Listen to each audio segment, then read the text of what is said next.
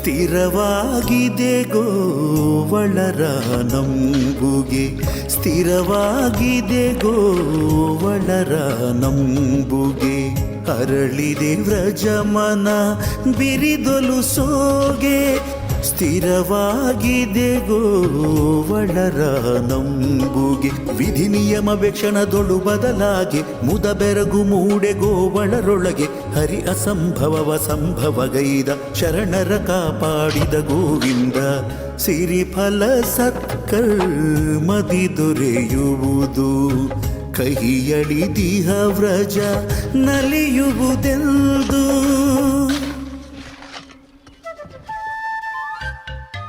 ಯಮುನಾ, ನಾನ್ ಸಹಾಯ ಮಾಡ್ಲಾ ಮಡ್ಕೆ ಎತ್ತೋದಿಕ್ಕೆ?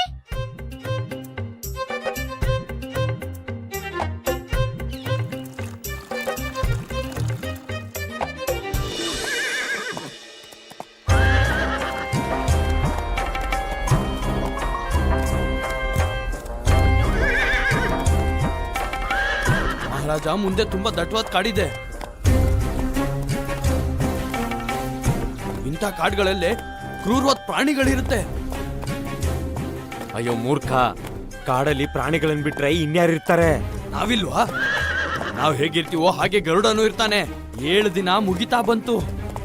ಇವತ್ತು ಒಂದಿನ ಏನು ಆಗದೆ ಕಳೆದ್ ಬಿಟ್ರೆ ಆಮೇಲೆ ಆನಂದನೋ ಆನಂದ ನಮ್ಗೆ. ನಾನ್ ಸತ್ಯ ಹೇಳ್ದೆ ಅಲ್ವಾ ಭಗವಂತ? ಇಲ್ಲ ಪ್ರಲಬ್ಧ, ಆನಂದವು ಸವಾಲಿನಲ್ಲೇ ಸಿಗುವುದು. ಯುದ್ಧದಲ್ಲಿ ಸಿಗುತ್ತದೆ, ರಕ್ತಪಾತದಲ್ಲಿ ಸಿಗುತ್ತದೆ. ಭಗವಂತ ಕಂಸನಿಗೆ ಪರಮಾನಂದ ಇವುಗಳಲ್ಲಿಯೇ ಸಿಗುತ್ತದೆ. ಓ ಗರುಡ,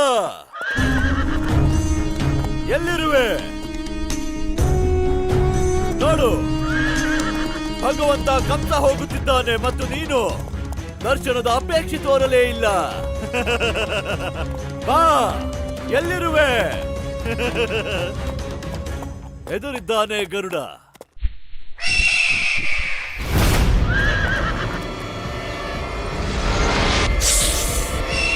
ಕಾಳಿಂಗ, ಕಾಳಿಂಗ. ನನ್ನ ನೋಡ್ಬಿಟ್ಟ ಅವನು. ನಂಗೆ ಗೊತ್ತಾಗ್ತಿದೆ ಅವನು ನೋಡ್ತಿರೋದು. ಅವನು ಬರ್ತಾನೆ, ಅವನು ಬರ್ತಾನೆ, ಖಂಡಿತ ಬರ್ತಾನೆ. ಅವನು ಬರ್ತಿದ್ದಾನೆ. ಕಾಳಿಂಗ, ಈ ಬಾರಿ ನಿನ್ನನ್ನ ಬಿಡೋದಿಲ್ಲ. ಅವನು ಬರ್ತಿದ್ದಾನೆ, ಅವನು ಬಂದ್ಬಿಟ್ಟಿದ್ದಾನೆ. ಏನಾಯ್ತು ಕಾಳಿಂಗ? ಕೋಲಾಹಲ ಮಾಡಬೇಡ, ಗದ್ದಲ ಮಾಡಬೇಡ, ಶಾಂತನಾಗು. ಏನು ಆಗುವುದಿಲ್ಲ. ಇಲ್ಲ, ಅವನು ನನ್ನ ಸಾಯಿಸ್ತಾನೆ, ಬಿಡೋದಿಲ್ಲ ಅವನು ನನ್ನ. ಯಾರು ಸಾಯಿಸುವರು? ಯಾರು ಬರುತ್ತಿದ್ದಾರೆ? ಅವನು ಬರ್ತಿದ್ದಾನೆ, ನನ್ನ ದೊಡ್ಡ ಶತ್ರು, ನನ್ನ ಘೋರ ಶತ್ರು. ಅವನು ಬರಲಾರ. ಭಗವಂತ ಕಂಸ ಕರೆದರೆ ಮಾತ್ರ ಬರುತ್ತಾನೆ. ಶಾಂತವಾಗಿರು. ಓ ಗರುಡ, ಹೀಗೆಲ್ಲ ಬರಲಾರ. ಸ್ವಲ್ಪ ಆನಂದ ಪಡೆಯೋಣ. ಸವಾಲು ಹಾಕುತ್ತೇನೆ ನಿನಗೆ. ಓ ಗರುಡ, ಧೈರ್ಯವಿದ್ದರೆ ಬಾ ನನ್ನ ಎದುರು.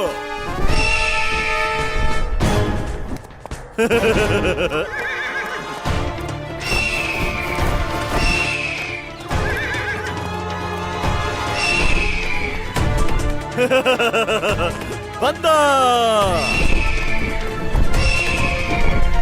ಬಾಬಾ.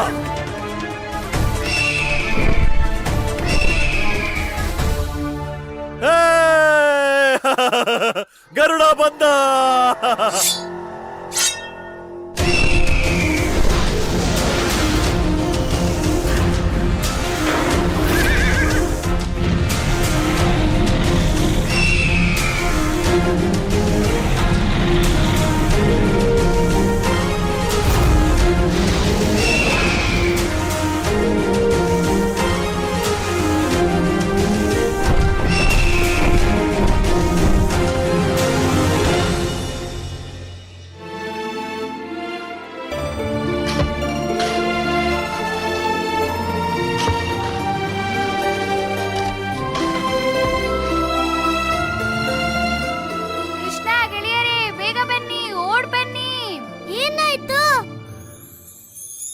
ನಮ್ ಹೊಲದಲ್ಲಿ ನಾವು ಬಿತ್ತಿರೋದೆಲ್ಲ ಮೊಳಕೆ ಹೊಡೆದು ಹಸಿರಲ್ಲೇ ಬಂದಿದೆ.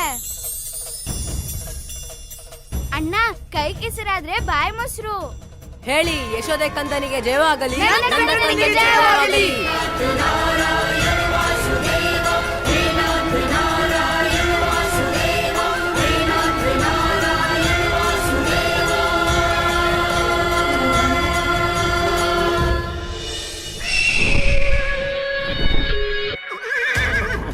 ಬಂದೆಯಾ ಭಗವಂತ ಕಂಸನ ಎದುರು ನಿನ್ನ ತಪ್ಪಿಗೆ ಕ್ಷಮೆ ಕೇಳಲು? ತಪ್ಪಿಗೆ ಕ್ಷಮೆ ಕೇಳೋದಕ್ಕಲ್ಲ, ತಪ್ಪಿಗೆ ಶಿಕ್ಷೆ ಕೊಡೋದಕ್ಕೆ ಬಂದಿದ್ದೀನಿ ಕಂಸ. ತುಚ್ಛ ಪ್ರಾಣಿ, ಭಗವಂತ ಕಂಸನಲ್ಲಿ ಶಿಕ್ಷೆಯ ಮಾತು ಆಡುತ್ತಿರುವೆಯಾ? ಗೊತ್ತಿದೆಯಲ್ಲ, ಜೀವನ ಮೃತ್ಯು, ಶಿಕ್ಷೆ, ದಯೆ ಎಲ್ಲವೂ ಭಗವಂತ ಕಂಸನ ಕೈಯಲ್ಲಿದೆ. ನನ್ನ ಭಗವಂತ ಕೇವಲ ಒಬ್ಬನೇ, ಶ್ರೀ ವಿಷ್ಣು. ಏಯ್, ಆ ವಂಚಕನ ಹೆಸರೆತ್ತಬೇಡ ನನ್ನ ಎದುರು. ಇಂದು ಶುಭ ಕಾರ್ಯಕ್ಕಾಗಿ ಹೋಗುತ್ತಿರದಿದ್ದರೆ ನಿನ್ನ ರಕ್ತದಿಂದ ಭೂಮಿಯನ್ನು ಕೆಂಪು ಮಾಡುತ್ತಿದ್ದೆ. ಕಂಸ, ನಿನ್ನ ಜೊತೆಗೆ ನನಗೆ ಯಾವ ಶತ್ರುತ್ವವೂ ಇಲ್ಲ. ಶತ್ರುತ್ವವಿರೋದು ನೀನು ಯಾರನ್ನ ಬಚ್ಚಿಟ್ಟಿದ್ಯೋ ಅವನ ಜೊತೆ. ಬಹಳ ಹಿಂದಿನ ಶತ್ರುತ್ವ ಇದು. ಯುಗಗಳ ನಂತರ ಇವತ್ತು ನನ್ನ ಕಣ್ಣಿಗೆ ಬಿದ್ದಿದ್ದಾನೆ. ನಾನಿವತ್ತು ಅವನ್ನ ಜೀವಂತ ಉಳಿಸಲ್ಲ. ಅವನನ್ನ ನನಗೆ ಒಪ್ಸು ಕಂಸ. ಏ ಗರುಡ, ಇವನು ಭಗವಂತನ ಆಸರೆಯಲ್ಲಿದ್ದಾನೆ ಮತ್ತು ಯಾರು ಭಗವಂತನ ಆಸರೆಯಲ್ಲಿ ಇರುವರೋ ಭಗವಂತ ಸ್ವಯಂ ಅವರ ರಕ್ಷಣೆ ಮಾಡುತ್ತಾನೆ. ಹಿಂದೆ ಸರಿ ನನ್ನ ಮಾರ್ಗದಿಂದ, ಇಲ್ಲವಾದರೆ ನನ್ನ ಮಾರ್ಗದಲ್ಲಿ ನಿಲ್ಲುವುದರ ದುಷ್ಪರಿಣಾಮ ನೀನೇ ಅನುಭವಿಸಬೇಕು ಗರುಡ.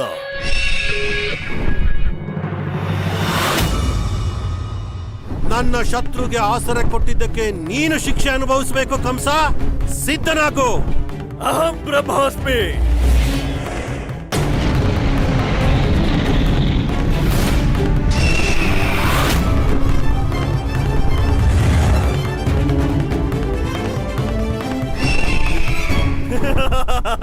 ವಿಷ್ಣುವಿನ ವಾಹನ, ಇಂದು ನಿನ್ನೊಂದಿಗೆ ಯುದ್ಧ ಮಾಡಿ ನನ್ನ ಆತ್ಮಕ್ಕೆ ಶಾಂತಿ ದೊರೆಯುತ್ತಿದೆ. ನಾನೀಗ ವಿಷ್ಣುವಿಗೆ ಶಿಕ್ಷೆ ಕೊಟ್ಟಂತಿದೆ. ನೀನು ಖುಷಿಯನ್ನೇ ಕೊಟ್ಟಿರುವೆ ನನಗೆ. ಇಲ್ಲ ಇಲ್ಲ ಇಲ್ಲ ಇಲ್ಲ ಇಲ್ಲ, ಇದೇ ಕ್ಷಣ ಹಾಗೊಮ್ಮೆ ಆ ವಿಷ್ಣುವೇ ಬಂದರೆ ಆಗ ನನ್ನ ಆನಂದ ದ್ವಿಗುಣ ಆಗುತ್ತದೆ. ನಾನು ನಿಮ್ಮಿಬ್ಬರ ವಧೆಯನ್ನು ಒಂದೇ ಬಾರಿ ಮಾಡುತ್ತೇನೆ. ಕನಸು ಕಾಣಬೇಡ ಅಧಮ. ಬಾ. ಮಹಾರಾಜ,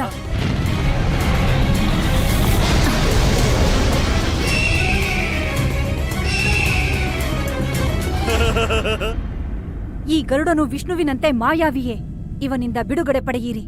ಇಲ್ಲವಾದರೆ ತನ್ನ ಮಾಯೆಯಿಂದ ನಮ್ಮನ್ನು ಈ ಕಾಡಿನಲ್ಲಿಯೇ ತಡೆಯುತ್ತಾನೆ. ಇದರ ದುಷ್ಪರಿಣಾಮವೆಂದರೆ ಊಟವಿಲ್ಲದೆ ನಮ್ಮ ಸೇನೆಯು ದುರ್ಬಲವಾಗುತ್ತದೆ ಮತ್ತು ಯುದ್ಧ ಮಾಡಲಾಗುವುದಿಲ್ಲ. ಅದೇ ದುರ್ಬಲತೆಯ ಲಾಭ ಪಡೆದು ಇವನು ನಮ್ಮೆಲ್ಲಾ ಯೋಜನೆಯನ್ನು ವಿಫಲಗೊಳಿಸುತ್ತಾನೆ. ದುರ್ಬಲತೆಯ ಲಾಭ ಏನೆಂಬುದನ್ನು ಮಹಾರಾಜ ಕಂಸ ನಿನಗೆ ತೋರಿಸುತ್ತಾನೆ ಕೇಶಿನಿ. ಮಹಾರಾಜ, ನೀವು ಅವನ ದುರ್ಬಲತೆಯ ಲಾಭ ಪಡೆಯಲಾಗದು. ಇವನು ಜಗತ್ತಿನ ಎಲ್ಲಕ್ಕಿಂತ ಶಕ್ತಿಶಾಲಿ ಹಾರಬಲ್ಲ ಜೀವಿ. ಇವನಲ್ಲಿ ಹಲವು ಪ್ರಕಾರದ ವಿಲಕ್ಷಣ ಗುಣಗಳಿವೆ. ಇವನಿಂದ ಪಾರಾಗುವುದು ಸುಲಭವಲ್ಲ. ಭಗವಂತ ಕಂಸನ ಬಳಿ ಇದೆಂತಹ ಮಾತಾಡುತ್ತಿರುವ ಕೇಶಿನಿ.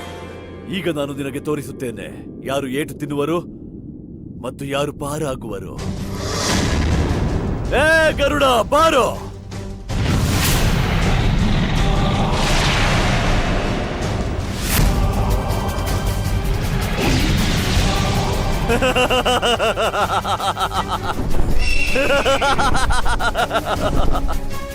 ಹೊಡಿ, ಇನ್ನೂ ಹೊಡಿ, ಮಾಡು ಆಕ್ರಮಣ. ಸುಮ್ಮನೆ ಕಾದೆ ಗರುಡ.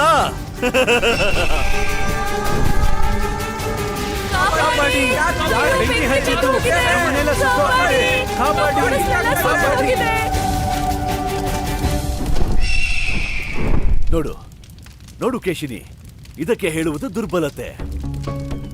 ಮಹಾರಾಜ, ನನಗೆ ತಿಳಿಯಲಿಲ್ಲ. ದಯೆ, ಸಹಾನುಭೂತಿ ಕೇಶಿನಿ. ಯಾತನೆಯನ್ನು ಯಾರೋ ಸಹಿಸುವರು ಮತ್ತು ದಯೆಯ ಸಾಗರ ಮತ್ತೆಲ್ಲೋ ಉಕ್ಕುತ್ತಿರುವುದು. ನೋಡು, ಅವನ ಮುಖ ನೋಡು. ಇದೇ ಅಲ್ಲವೇ ತಥಾಕಥಿತ ಜೀವನಗಳ ದುರ್ಬಲತೆ. ಇದರ ಲಾಭ ನಮ್ಮಂತಹ ಬುದ್ಧಿವಂತರು ಪಡೆಯುತ್ತಾರೆ.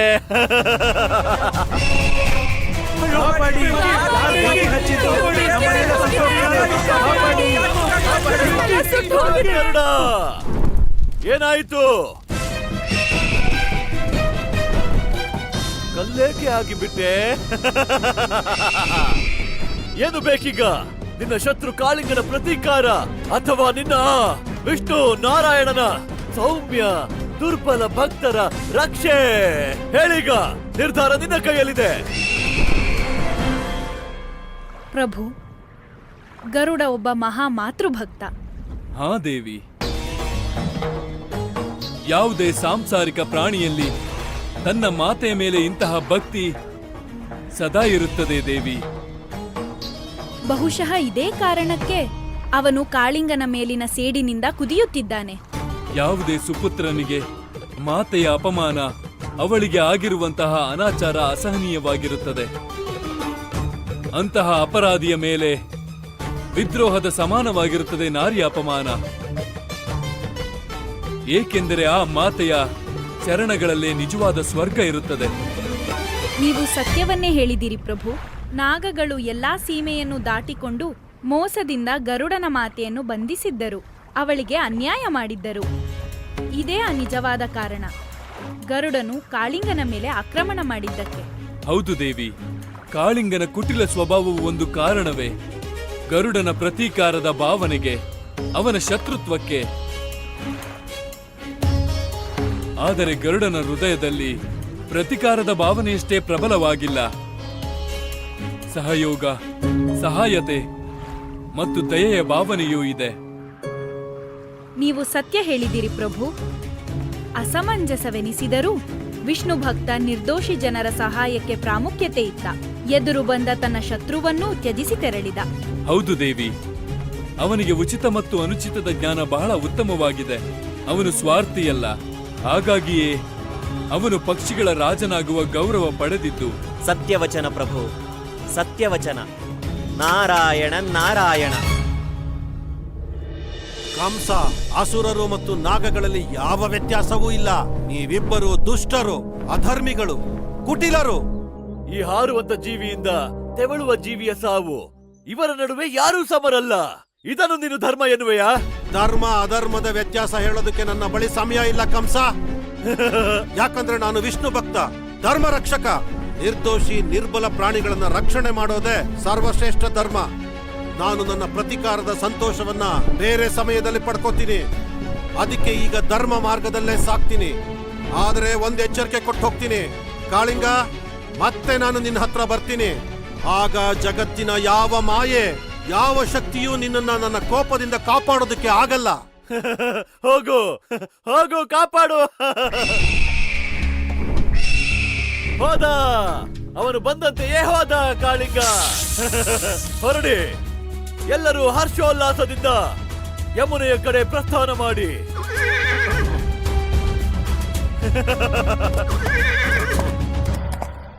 ಕೃಷ್ಣ, ಹೇಳು, ಎಲ್ಲಿ ಕರ್ಕೊಂಡು ಹೋಗ್ತಾ ಇದ್ಯಾ? ಹಾ ಕಂದ, ಹೇಳು, ಎಲ್ಲ ಕರ್ಕೊಂಡು ಹೋಗ್ತಿದ್ಯಾ? ಅಮ್ಮ, ನಾನು ಈಗ ಹೇಳೋದಿಲ್ಲ, ತೋರಿಸ್ತೀನಿ. ಆದ್ರೆ ಕೃಷ್ಣ, ಏನ್ ತೋರಿಸ್ತೀಯಾ? ಅದನ್ನಾದ್ರೂ ಸ್ವಲ್ಪ ಹೇಳು. ಅಪ್ಪ, ನೀವು ನನ್ನ ಹಿಂದೆ ಹಿಂದೆ ಬೇಗ ಬರಬೇಕು. ಕೃಷ್ಣ ಖಂಡಿತವಾಗ್ಲೂ ಅಪಾಯ ಇರುವಂತ ಜಾಗಕ್ಕೆ ನಮ್ಮನ್ ಕರ್ಕೊಂಡು ಹೋಗ್ತಿದ್ದಾನೆ. ಕೃಷ್ಣನ ಮಾಯೆ ಕೃಷ್ಣಂಗ್ ಮಾತ್ರ ಗೊತ್ತಿರುತ್ತೆ. ಕೃಷ್ಣ, ನಮ್ಗಂತೂ ಸುಸ್ತಾಯ್ತು. ಕೃಷ್ಣ, ಇನ್ನು ಎಷ್ಟು ದೂರ ಹೋಗ್ಬೇಕು? ಇನ್ ಸ್ವಲ್ಪ ದೂರ, ಬೇಗ ಬನ್ನಿ, ಬೇಗ. ಆಗ ಇನ್ನೂ ಬೇಗ ತಲುಪ್ತೀವಿ. ಬನ್ನಿ ಬನ್ನಿ. ಇನ್ನು ಕೃಷ್ಣ ಬಂದೇ ಇಲ್ವಲ್ಲ, ಎಲ್ಲಿ ಹೋದ ಅವನು? ಬೆಣ್ಣೆ ಪ್ರಿಯ ಅಲ್ವಾ, ಎಲ್ಲೋ ಕುತ್ಕೊಂಡು ಬೆಣ್ಣೆ ತಿಂತಿರ್ಬೇಕು. ಇಲ್ಲ ರಾಧೆ, ಅವನು ಬೆಣ್ಣೆ ತಿಂತಾನು ಕೂತಿರೋದಿಲ್ಲ. ಹಾಗಿದ್ರೆ ಅವನಿಗೆ ಏನ್ ಮಾಡ್ತಾ ಇರ್ತಾನೆ ಗೊತ್ತಾ? ಒಂದು ಹೊಸ ತಂತ್ರ ಹುಟ್ಟಾಗ್ತಾ ಇರ್ತಾನೆ, ನೋಡ್ತಿರು. ಅದಕ್ಕೆ ಅವನ್ ಮೇಲೆ ಒಂದ್ ಕಣ್ಣಿಟ್ಟಿರ್ತೀನಿ, ಎಲ್ಲಿ ಏನು ಎಡ್ವರ್ಟ್ ಮಾಡ್ತಾನೋ. ಇಲ್ಲ ರಾಧೆ, ನಮ್ ಕೃಷ್ಣ ಸಮಸ್ಯೆನ ತಂದಿಡೋನಲ್ಲ, ಬದ್ಲಿಗೆ ಸಮಸ್ಯೆನ ಅಂತ್ಯ ಮಾಡೋನು, ಸಮಸ್ಯೆಗಳನ್ನ ದೂರ ಮಾಡೋನು. ಬೇಗ ಬರ್ಬೇಕು ಅಮ್ಮ, ಬೇಗ ಬೇಗ.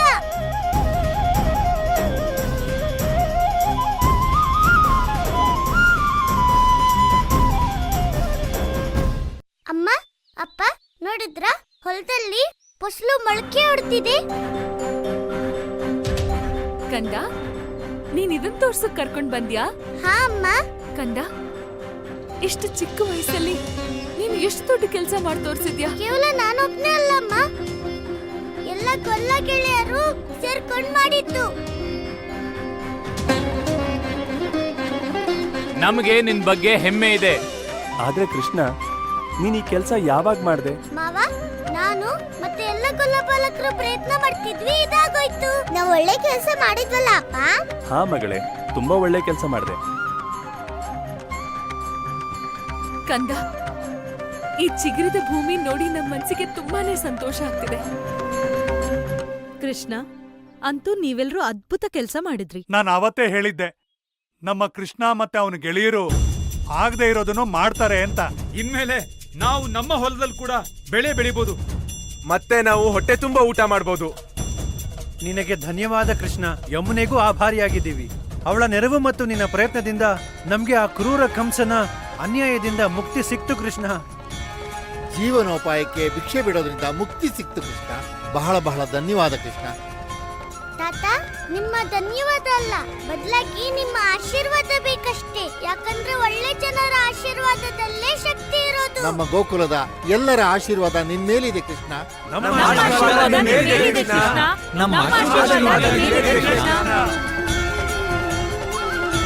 ಕಂದನಿಗೆ ಜಯವಾಗಲಿ, ಯಶೋಧ ಕಂದನಿಗೆ ಜಯವಾಗಲಿ, ಯಶೋಧ ಕಂದನಿಗೆ ಜಯವಾಗಲಿ.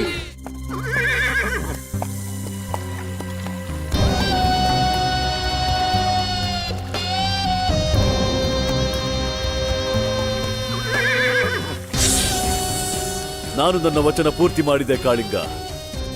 ನಿನ್ನನ್ನು ಯಮುನೆಯ ಬಳಿ ಕರೆತಂದೆ. ಇಲ್ಲಿ ನೀನು ಸುರಕ್ಷಿತವಾಗಿರುವೆ. ಈಗ ನಿನ್ನ ಬಾರಿ. ಹೋಗು, ಈ ಶೀತಲ ನಿರ್ಮಲ ಜಲವನ್ನು ನೀನು ವಿಷಯುಕ್ತ ಮಾಡು. ಈ ಗೋಕುಲದ ಜೀವನಧಾರೆ ಎನ್ನುವಂತಹ ಈ ಯಮುನೆ ಮೃತ್ಯು ಸಾಗರವಾಗಿ ಪರಿವರ್ತನೆಗೊಳ್ಳಬೇಕು.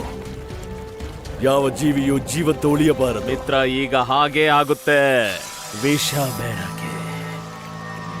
ಹೋಗು.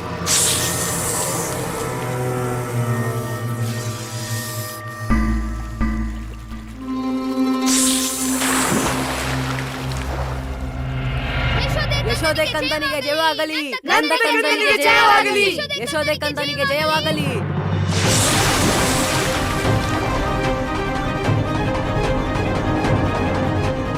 ಯಮುನಾ, ಯಮುನಾ,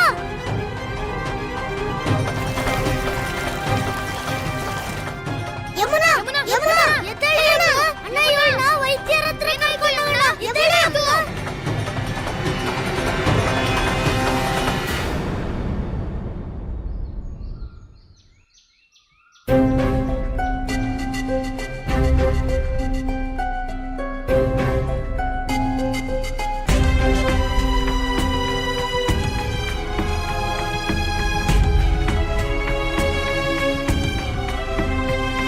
ನಾನು ಎಲ್ಲಿದ್ದೀನಿ? ವೈದ್ಯರಾಜರ ಹತ್ರ. ಈಗ ನಿಂಗೆ ಹೇಗ್ ಅನಿಸ್ತಾ ಇದೆ ಯಮುನಾ? ಏನು ಅನ್ನಿಸ್ತಾನೆ ಇಲ್ಲ ಅಣ್ಣ. ಯಮುನಾ, ನಿನ್ಗೇನು ಆಗಿಲ್ಲ. ವೈದ್ಯರು ಹೇಳಿದ್ದಾರೆ, ಮತ್ತೆ ನನ್ನ ಅಮ್ಮನೂ ಹೇಳ್ತಾಳೆ.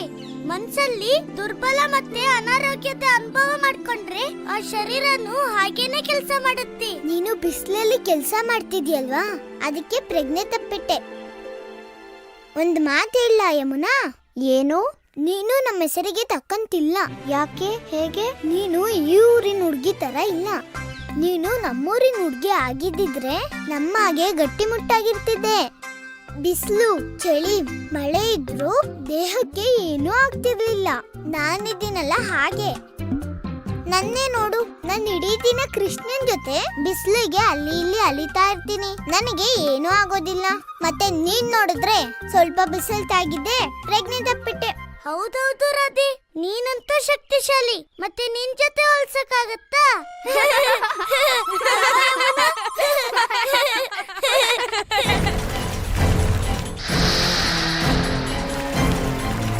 ಮತ್ತೆ ಏನಾಗ್ತಾ ಇದೆ ನನ್ಗೆ? ಯಾಕೋ ಮನಸ್ಸೇ ಸರಿ ಇಲ್ಲ. ಸಿಕ್ಬಿಡ್ತು, ನನಗ್ ಸಿಕ್ಬಿಡ್ತು ನಾಗಲೋಕದ ದ್ವಾರ. ಕೊನೆಗೂ ಸಿಕ್ಬಿಡ್ತು.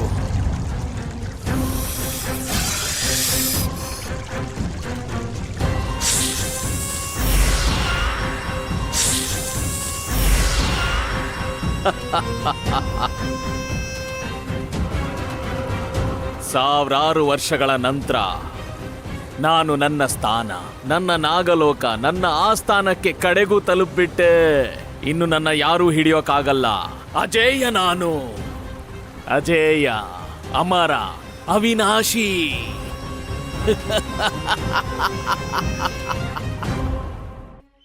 ನಿಮ್ ಮನೆ ಇನ್ನು ಎಷ್ಟು ದೂರ ಇದೆ ಯಮುನಾ? ಸ್ವಲ್ಪನೇ ದೂರ, ನಾವು ತಲುಪ್ತೀವಿ.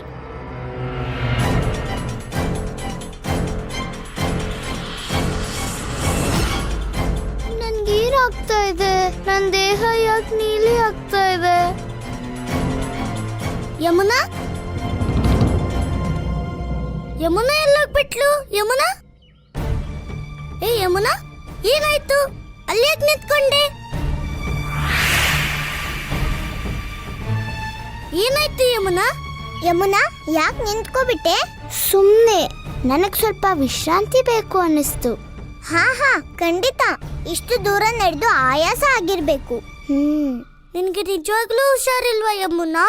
ಕೃಷ್ಣ ಮತ್ತೆ ರಾಧೆ ನನ್ ಸ್ಥಿತಿನ ನೋಡಿದ್ರೆ ಚಿಂತೆಗೊಳಗಾಗ್ತಾರೆ.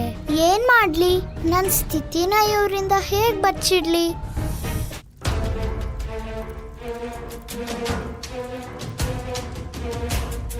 ಮಹಾರಾಜ, ಇನ್ನು ನಿಮ್ಮ ಗೋಕುಲದ ಎಲ್ಲಾ ಸಮಸ್ಯೆಗಳು ಸಮಾಪ್ತಿಯಾದವು.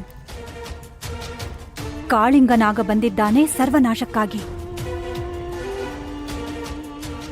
ಇನ್ನು ನಿಮ್ಮ ಗಮನವನ್ನು ನಿಮ್ಮ ಘೋರ ಶತ್ರು ವಿಷ್ಣುವಿನ ಕಡೆ ಕೇಂದ್ರೀಕರಿಸಿ. ಅವನನ್ನು ಸೋಲಿಸಲು ಈಗ ಯುಕ್ತಿಯೊಂದನ್ನು ಯೋಚಿಸಿ ಮಹಾರಾಜ. ಸರಿಯಾಗಿ ಹೇಳಿದೆ ಕೇಶಿನಿ. ಅವನು ನನ್ನ ಘೋರ ಶತ್ರುವೆ. ಆದರೆ ಅವನಿಗೆ ಭ್ರಮೆ ಇದೆ, ಯಾರೂ ಅವನ ಅಂತ್ಯ ಮಾಡಲಾರರೆಂದು. ಸತ್ಯವೇನೆಂದರೆ ಭಗವಂತ ಕಂಸನ ಶಕ್ತಿಯನ್ನು ಅವನು ಮೀರಲಾಗದು. ಈಗವನು ಭಗವಂತ ಕಂಸನ ಶಕ್ತಿಯ ದರ್ಶನ ಮಾಡಬೇಕು. ಈ ಶಕ್ತಿಗೆ ಜಗತ್ತಿನ ಪ್ರತಿ ಜೀವವು ನಡುಗುತ್ತದೆ. ಪರಮ ಶಕ್ತಿಶಾಲಿ ಭಗವಂತ ಕಂಸನ ಮಾರ್ಗದಲ್ಲಿ ಅಡ್ಡ ನಿಲ್ಲುವಂತಹ ದುಸ್ಸಾಹಸ ಮಾಡಿದ್ದಾನವನು. ನನ್ನ ಪ್ರತೀಕಾರದ ಅಗ್ನಿಯಿಂದ ಇನ್ನು ನಿನ್ನನ್ನು ಯಾರೂ ಕಾಪಾಡಲಾರರು ವಿಷ್ಣು.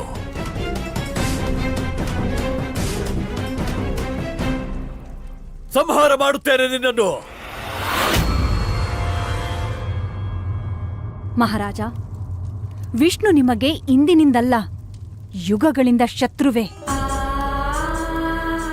ಅಂದಿನ ಯುಗದಲ್ಲಿದ್ದ ಮಹಾಬಲಿ ಅಸುರ ರಾಜ ಕಾಲನೇಮಿ ನೀವೇ. ಕಾಲನೇಮಿ, ಕಾಲನೇಮಿ, ಪುನಃ ಕಾಲನೇಮಿ. ಯಾರ ಕಾಲನೇಮಿ? ನಿನ್ನ ತಾತ್ಪರ್ಯವೇನು? ಪೂರ್ವ ಜನ್ಮದಲ್ಲಿ ನೀವೇ ಕಾಲನೇಮಿಯಾಗಿದ್ದಿರಿ ಮತ್ತು ನಾನು ನಿಮ್ಮ ಪತ್ನಿ.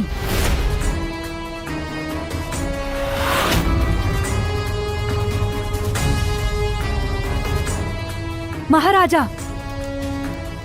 ಯಾವ ವಿಚಾರದಲ್ಲಿ ನೀವು ಬಂದಿಯಾಗಿ ನನ್ನ ಗುಹೆಗೆ ಬಂದಿದ್ದಿರೋ ಅದು ಮತ್ತೇನೂ ಅಲ್ಲ, ಬದಲಾಗಿ ಅದು ನಿಮ್ಮ ಪೂರ್ವಜನ್ಮದ ಅಭಿವ್ಯಕ್ತಿ ಅಷ್ಟೇ.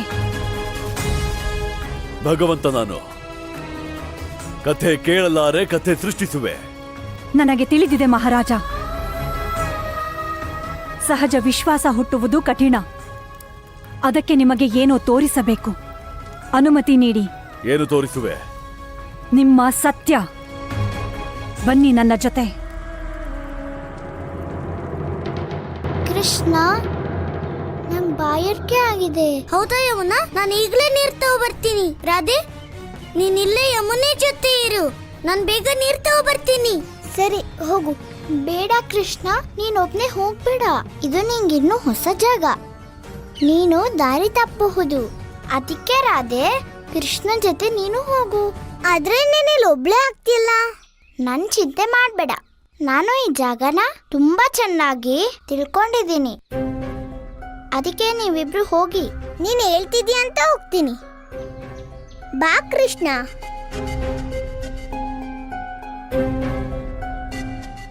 ಏನಾಯ್ತು? ಈ ತರ ಆಗ್ಬಾರ್ದಿತ್ತು. ಕೃಷ್ಣ ನನ್ನನ್ನ ಈ ಸ್ಥಿತಿಲಿ ನೋಡೋದಕ್ಕೂ ಮೊದಲು ನಾನಿಲ್ಲಿಂದ ಹೊರಟೋಗ್ಬೇಕು. ನನ್ನನ್ನು ಕ್ಷಮಿಸು ಕೃಷ್ಣ.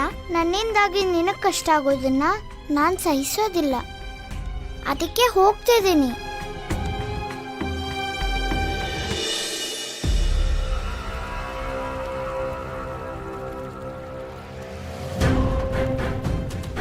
ಎಷ್ಟು ಸುಖದ ಅನುಭವವಾಗುತ್ತಿದೆ ನನಗೆ. ನನ್ನ ಅರಮನೆ, ನನ್ನ ನಾಗಲೋಕಕ್ಕೆ ಮರಳಿ ಬಂದು.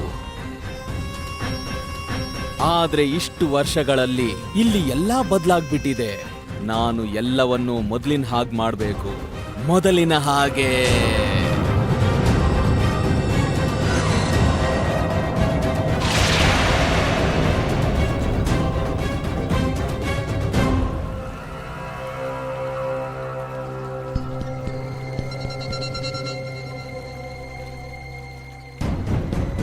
ಈಗ ಈ ವಾತಾವರಣ ನನ್ನ ಅನುಕೂಲಕ್ಕೆ ತಕ್ಕಂತೆ ಆಗಿದೆ. ನಾನು ಈಗ ಇಲ್ಲಿ ಸುಖವಾಗಿ ಇರಬಹುದು. ನನ್ನ ಜಾತಿ ಕಳೆದುಕೊಂಡಿರುವ ಗೌರವವನ್ನು ಮರಳಿ ತರುತ್ತೇನೆ. ನಾನು ಈ ಜಗತ್ತಿನ ಸರ್ವೋತ್ತಮ, ಸರ್ವಶ್ರೇಷ್ಠ, ಶಕ್ತಿಶಾಲಿ ಜಾತಿಯ ರೂಪದಲ್ಲಿ ನನ್ನ ನಾಗಜಾತಿಯನ್ನು ಸ್ಥಾಪಿತಗೊಳಿಸುತ್ತೇನೆ ನಾನು. ನನ್ನ ಕನಸು ನನಸಾಗುತ್ತೆ.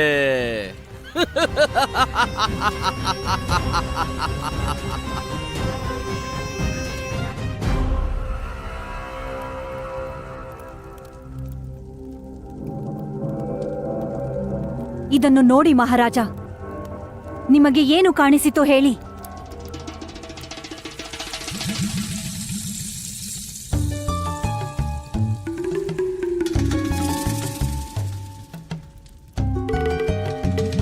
ಭಗವಂತ ಕಂಸ, ಗಮನವಿಟ್ಟು ನೋಡಿ ಮಹಾರಾಜ, ಏಕಾಗ್ರತೆಯಿಂದ ನೋಡಿ.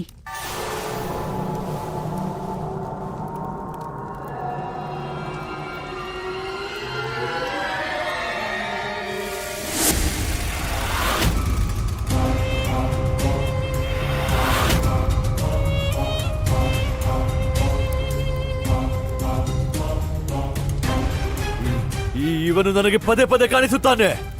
ಯಾರಿವನು? ಇವನು ಯಾರು ನನ್ನ ಹಾಗೆಯೇ ಕಾಣುತ್ತಾನೆ? ಇವನು ನಿಮ್ಮ ಹಾಗೆ ಕಾಣಿಸುತ್ತಿಲ್ಲ ಮಹಾರಾಜ, ಅದು ನೀವೇ. ನಾನೇ? ಇಲ್ಲಿ ನೀವು ಮಹಾರಾಜ ಕಂಸ, ಅಲ್ಲಿ ನೀವು ಕಾಲನೇಮಿ, ಅಖಂಡ ಬಲಶಾಲಿ ಕಾಲನೇಮಿ. ಅವನ ಭಯದಿಂದ ದೇವತೆಗಳು ಓಡುತ್ತಿದ್ದರು. ಅಂತರ ಕೇವಲ ಕಾಲಕಂಡ ಮತ್ತು ಹೆಸರಿನದ್ದು ಮಹಾರಾಜ. ಕಥೆ ರೋಚಕವಾಗಿದೆ. ಆಗಲಿ, ನಾನು ನನ್ನ ಅತೀತದ ವಿಷಯವನ್ನು ತಿಳಿಯ ಬಯಸುವೆ. ಈ ಕಥೆಯನ್ನು ಹೇಳಲು ಯುಗಗಳ ಪ್ರತೀಕ್ಷೆ ಮಾಡಿದ್ದೆ ನಾನು. ಇಂದು ಆ ಶುಭ ದಿನ ಬಂದಿದೆ ಮಹಾರಾಜ. ಈಗ ಹೀಗೆ ನಿಮ್ಮ ಜಿಜ್ಞಾಸೆಯಿಂದ ನನ್ನ ಪ್ರತೀಕ್ಷೆ ಪೂರ್ಣವಾಯಿತು. ಹೇಳುತ್ತೇನೆ, ಖಂಡಿತ ಹೇಳುತ್ತೇನೆ. ಬನ್ನಿ ನನ್ನೊಡನೆ.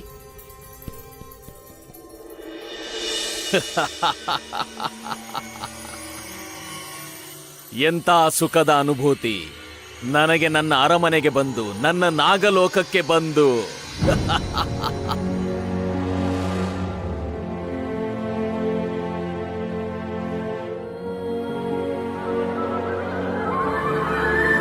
ಸಿಂಹಾಸನ, ನನ್ನ ಪ್ರತೀಕ್ಷೆ ಮಾಡ್ತಿರೋ ಅಂತ ನನ್ನ ನಾಗ ಸಿಂಹಾಸನ.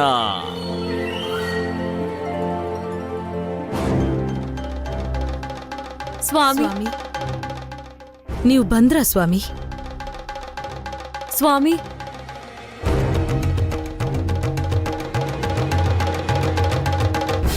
ಸ್ವಾಮಿ, ನಮಗ್ ಗೊತ್ತಿತ್ತು ನೀವು ಒಂದಿನ ಖಂಡಿತ ನಮ್ಮ ಹತ್ರ ಬರ್ತೀರಾ ಅಂತ. ನಮ್ಮೆಲ್ಲರ ನಂಬಿಕೆ ಇವತ್ತು ಫಲ ಕೊಟ್ಟಿದೆ. ನಾವು ಪ್ರತಿದಿನ ನೀವು ವಾಪಸ್ ಬರೋ ಪ್ರತೀಕ್ಷೆನೆ ಮಾಡ್ತಿದ್ವಿ ಸ್ವಾಮಿ. ಸ್ವಾಮಿ, ಇಷ್ಟೊಂದು ವರ್ಷಗಳಿಂದ ಒಂದಿನಾನೂ ನಾವು ತಪ್ಪಿಸ್ಲೇ ಇಲ್ಲ.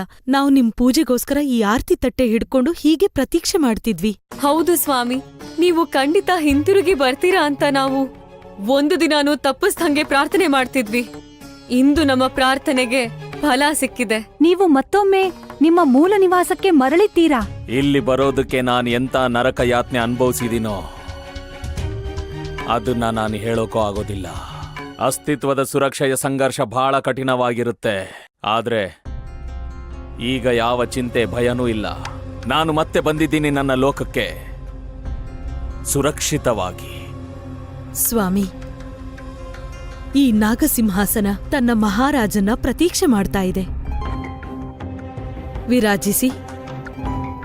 ವರ್ಷಗಳಿಂದ ರಿಕ್ತವಾದ ಈ ನಾಗಸಿಂಹಾಸನಕ್ಕೆ ನಿಮ್ಮ ಗರಿಮೆಯನ್ನು ಪ್ರದಾನ ಮಾಡಿ.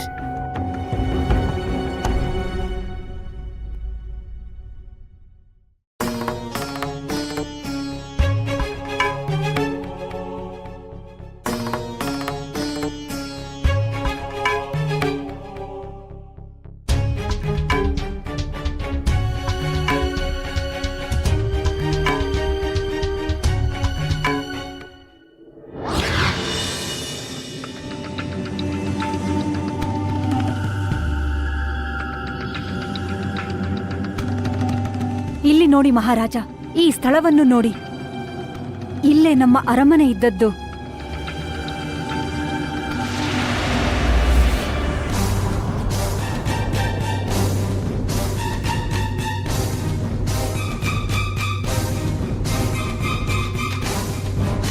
ಹೀಗೆ ಬನ್ನಿ ಮಹಾರಾಜ.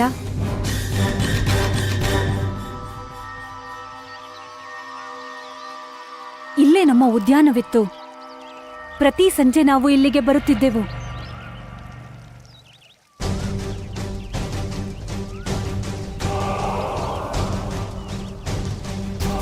ಬನ್ನಿ.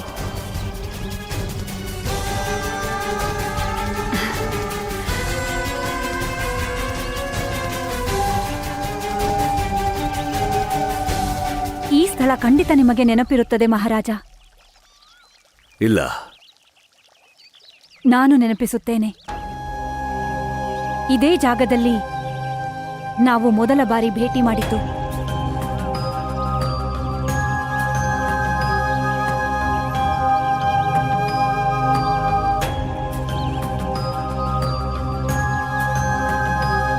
ನನಗೆ ಎಲ್ಲವೂ ನೆನಪಿದೆ ಮಹಾರಾಜ, ಯಾವುದನ್ನೂ ಮರೆತಿಲ್ಲ. ಇದೇ ಜಾಗದಲ್ಲಿ ಮಹಾರಾಜ ಮೊದಲ ಬಾರಿಗೆ ನೀವು ನನ್ನ ಕೈ ಹಿಡಿದದ್ದು. ಜನ್ಮ ಜನ್ಮಾಂತರಕ್ಕೂ ನೀವು ನನ್ನ ಜೊತೆಗಿರುವ ಮಾತು ಕೊಟ್ಟಿದ್ದೀರಿ.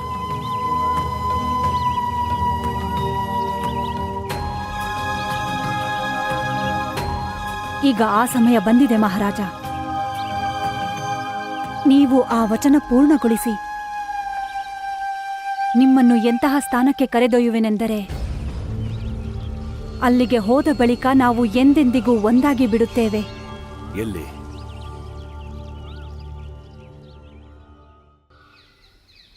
ಯಮುನಾ ಅಂತೂ ಇಲ್ಲಿಲ್ವೇ ಇಲ್ಲ.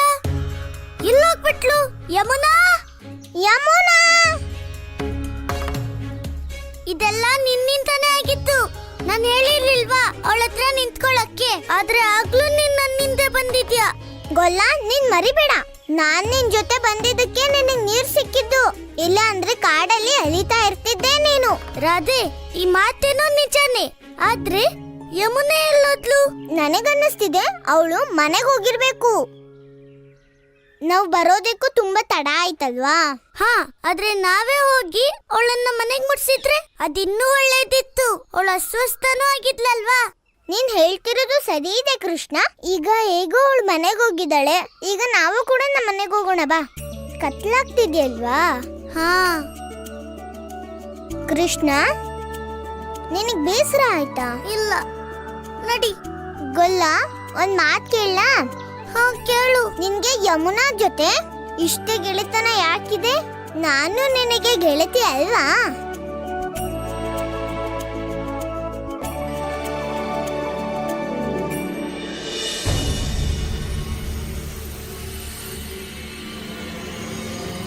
ಈಗ ನನ್ನನ್ನು ಎಲ್ಲಿ ಕರೆತಂದೆ ಕೇಶಿನಿ?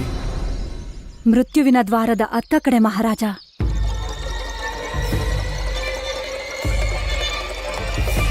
ಏನು ಹೇಳುತ್ತಿರುವೆ ನೀನು? ಸತ್ಯ ಹೇಳುತ್ತಿರುವೆ ಮಹಾರಾಜ, ಪೂರ್ಣ ಸತ್ಯ.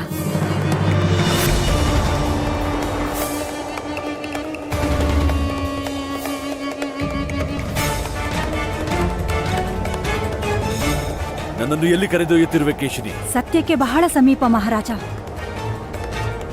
ನಿಮ್ಮ ಪ್ರಚಂಡ ಭಾಗ್ಯದ ದರ್ಶನದಿಂದ ಒಂದು ಹೆಜ್ಜೆ ದೂರ. ಒಂದು ಕ್ಷಣಕ್ಕೆ ನನಗನ್ನಿಸಿತ್ತು ನೀನು ವಿಷ್ಣುವಿನ ಯಾವುದೋ ಮಾಯೆ ಎಂದು, ನನ್ನ ಹತ್ಯೆ ಮಾಡಬಯಸುವೆ ಎಂದು. ಎಂದಿಗೂ ಇಲ್ಲ ಮಹಾರಾಜ. ಸತ್ಯವೇನೆಂದರೆ ನಮಗೆ ಜೀವವೂ ಇಲ್ಲ, ಮೃತ್ಯುವೂ ಇಲ್ಲ. ಇದು ಕನಸು ಕೂಡ ಅಲ್ಲ. ಒಗಟಾಗಿ ಮಾತಾಡಬೇಡ. ಇದು ನಮ್ಮ ಸೂಕ್ಷ್ಮ ರೂಪ ಮಹಾರಾಜ. ಸ್ಥೂಲ ರೂಪ ಭೂಮಿಯ ಮೇಲಿದೆ. ಅದನ್ನು ಕ್ಷಣಕಾಲ ಅಲ್ಲಿಯೇ ಬಿಟ್ಟು ಈ ಲೋಕಕ್ಕೆ ಬಂದಿದ್ದೇವೆ. ಯಾವ ಲೋಕಕ್ಕೆ? ಸೂಕ್ಷ್ಮ ಶರೀರದ ಸೂಕ್ಷ್ಮ ಲೋಕ ಮಹಾರಾಜ. ಇದರ ಮಾಧ್ಯಮದಿಂದ ದೃಢ ಸಂಕಲ್ಪದ ಮೂಲಕ ನಾವು ಯಾವಾಗ ಬೇಕಾದರೂ ಯಾವುದೇ ಕಾಲ ಮತ್ತು ಯಾವುದೇ ಸ್ಥಳಕ್ಕೆ ಯಾವುದೇ ಅಡೆತಡೆ ಇಲ್ಲದೆ ಹೋಗಬಹುದು. ಮತ್ತು ಭಗವಂತ ಕಂಸನನ್ನು ಇಲ್ಲಿ ಕರೆತಂದ ಉದ್ದೇಶ? ಅತಿ ಶುಭ ಉದ್ದೇಶವಿದೆ ಮಹಾರಾಜ. ನಿಮ್ಮನ್ನು ನಾನು ಇಲ್ಲಿ ಕರೆತಂದ ಉದ್ದೇಶದಲ್ಲಿ ವಿಶ್ವಾಸವಿಡಿ. ಅದು ನಿಮ್ಮ ಮುಂದೆ ಪ್ರಕಟವಾದರೆ ಆಗ ನೀವು ನನಗೆ ಧನ್ಯವಾದ ಹೇಳದಿರಲು ಸಾಧ್ಯವೇ ಇಲ್ಲ.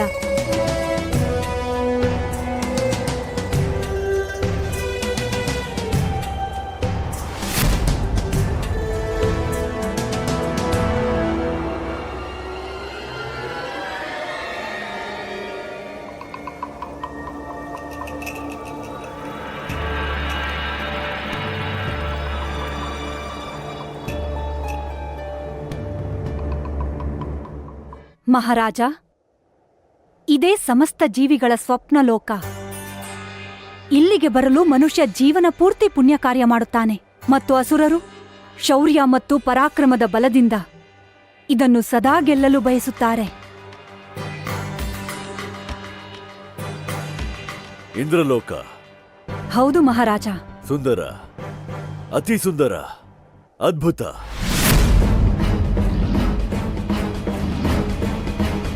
ಆದರೆ ಆ ದೇವತೆಗಳು ನನ್ನೆಡೆಗೇಕೆ ಬರುತ್ತಿದ್ದಾರೆ?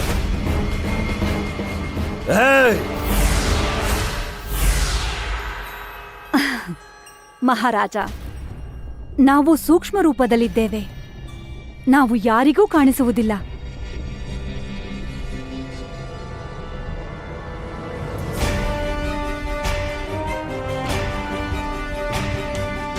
ನನಗೆ ಭಾಸವಾಗುತ್ತಿದೆ ಎಂದು ಇಂದ್ರಲೋಕದಲ್ಲಿ ಯಾರು ಆಕ್ರಮಣ ಮಾಡಿದ್ದಾರೆ.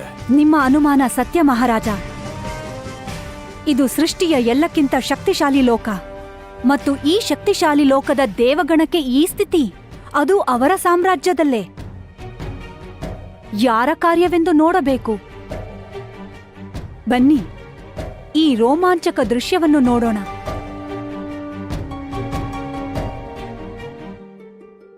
ಇಲ್ಲಿ ತನಕ ಜಗತ್ತು ನಾಗಗಳಿಗೆ ಬಹಳ ಅನಾಚಾರ ಮಾಡಿದೆ, ನಮ್ಗೆ ಅಪಮಾನ ಮಾಡಿದೆ. ಆದ್ರೆ ಇನ್ಮುಂದೆ ಹೀಗಾಗಲ್ಲ.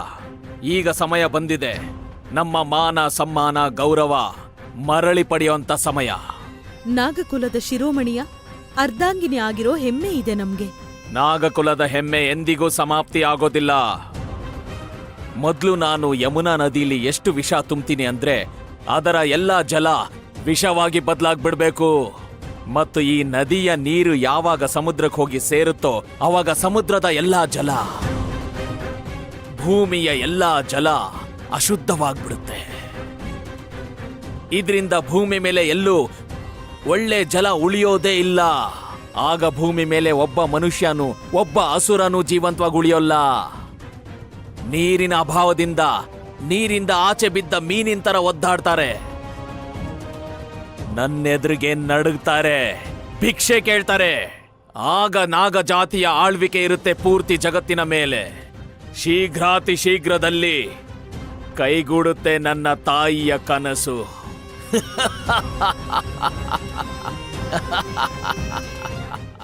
ಈಗ ಇಲ್ಲಿಂದ ಪ್ರಾರಂಭವಾಗುತ್ತೆ ನಾಗಯುಗ.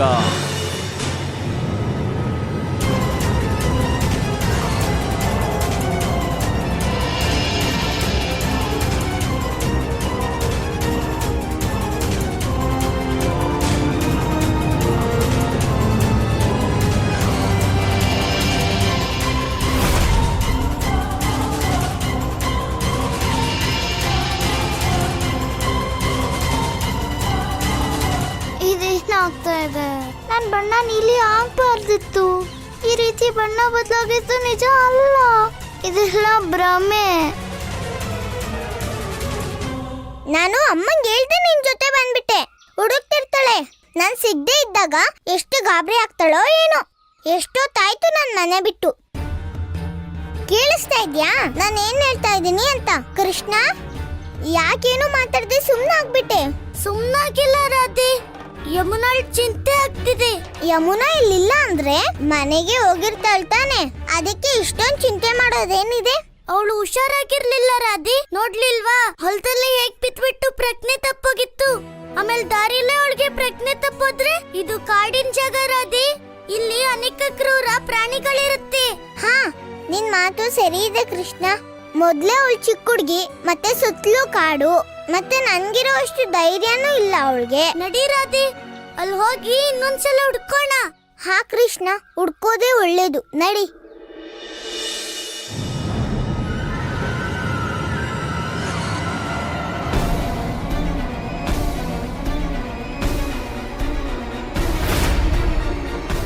ಹೀಗಾಗ್ಬಾರ್ದು, ಹೀಗಾಗ್ಬಾರ್ದು.